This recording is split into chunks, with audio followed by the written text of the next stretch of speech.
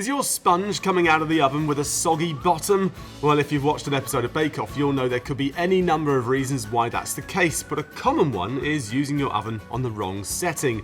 And that's where understanding your oven's symbols can come in handy. So here's a super speedy tour for you.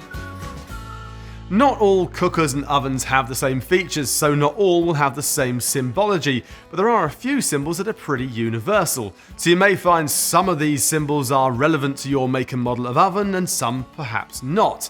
But understanding these symbols will not only help improve your cooking, but also look after your oven. One of the most common types of symbol used on cookers and ovens are these two lines, which represent conventional heating elements, one at the top and one at the bottom.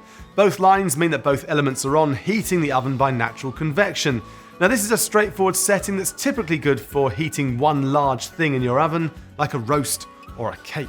Now, another common symbol is a single line at the bottom of the oven, and as you'd expect, this means that only the bottom element is on.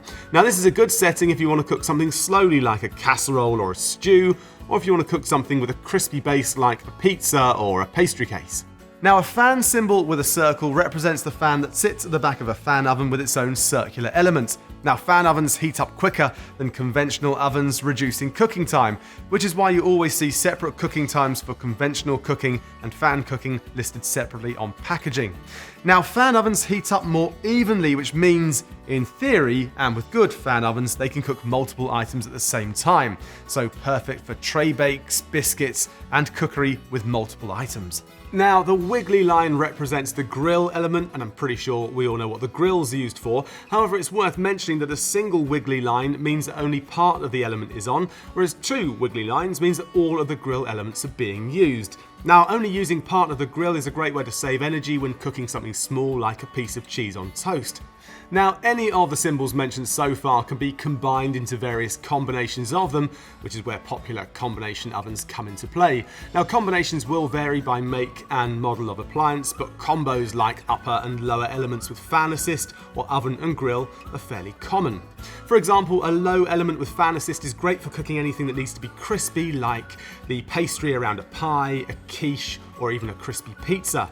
So check out the dials and controls of your oven to find out what combinations are available to you. Finally, on most ovens are non-cooking related symbols and settings, so let's take a quick look.